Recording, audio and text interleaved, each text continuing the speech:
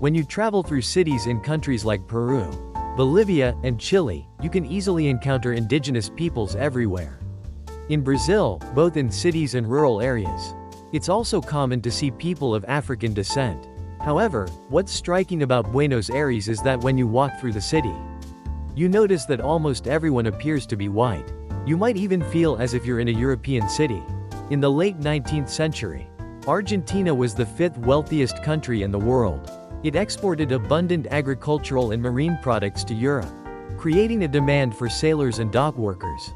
Meanwhile, lower-class Europeans, especially Italians, were living difficult lives and sought better opportunities abroad. Many of them left Europe dreaming of the Argentine dream, and arrived in a dirty port area called La Boca, located southeast of Buenos Aires. Most of these immigrants were white Europeans. Consequently, unlike neighboring Brazil, Argentina has a predominantly white population, and very few people of African descent. For this reason, Buenos Aires, the capital of Argentina, has the highest proportion of white residents among South American countries. Its elegant, sophisticated atmosphere has earned it the nickname, the Paris of South America.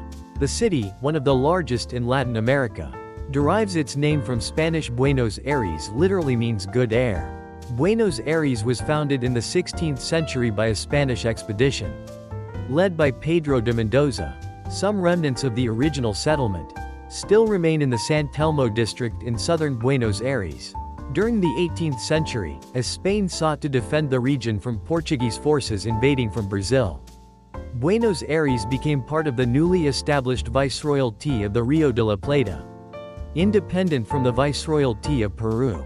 In the late 19th century, Buenos Aires became a federal district and was officially designated the capital of Argentina.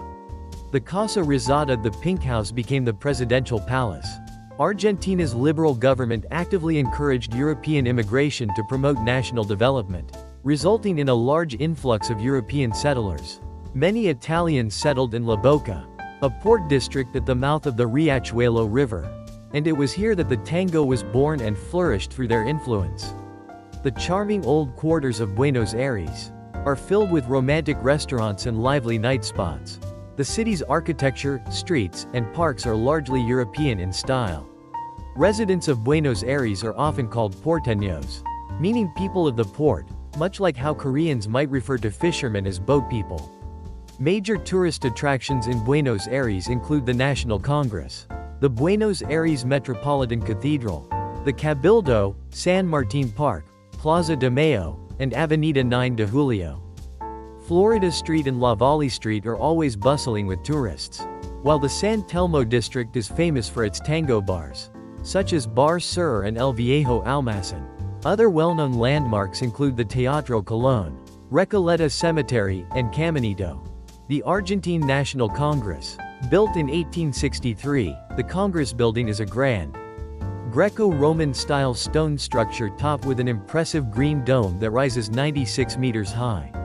In front of the building, the plaza features monuments, fountains, and terraces dedicated to the abolition of slavery. Buenos Aires Metropolitan Cathedral. The Buenos Aires Metropolitan Cathedral is a Roman Catholic church, located near Plaza de Mayo, at the corner of San Martín and Rivadavia streets in the city center. It serves as the main church of the Archdiocese of Buenos Aires. Originally a small 16th-century church, it has been rebuilt and expanded several times.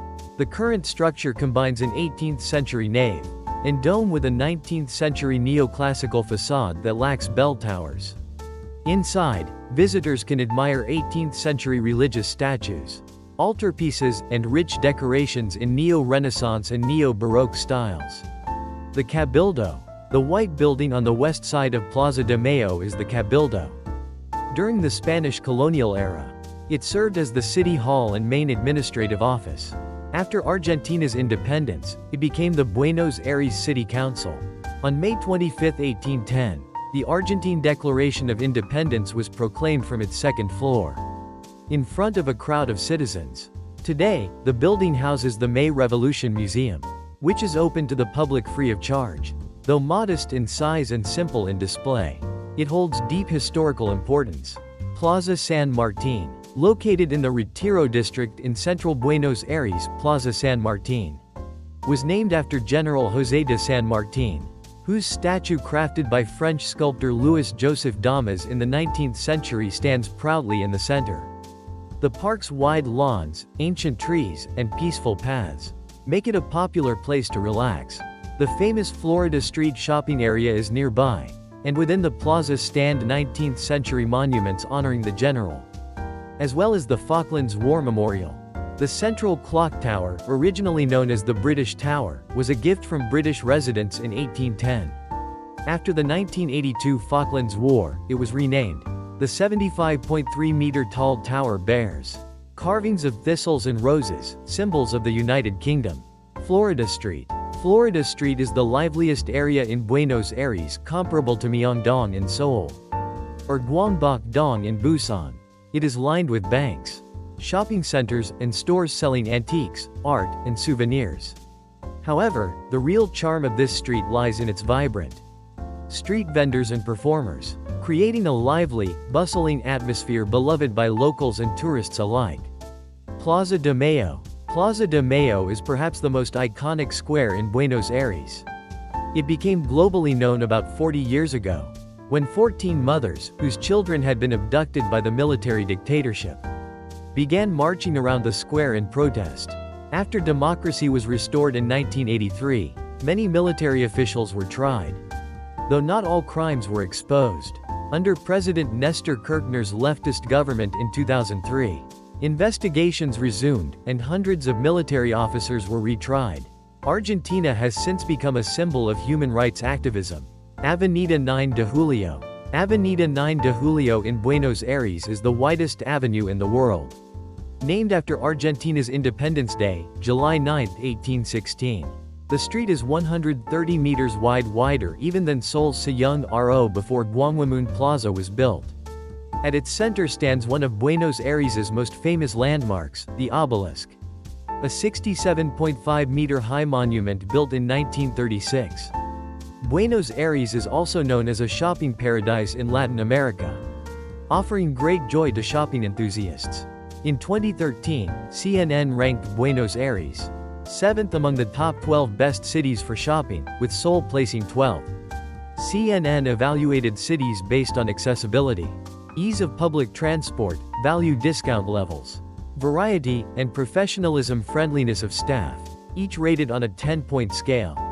According to the World Travel Association, Argentina's tourism industry has been growing steadily since 2002. A 2008 Travel Leisure magazine survey listed Buenos Aires, alongside Florence, Italy, as one of the most desirable cities to visit in the world.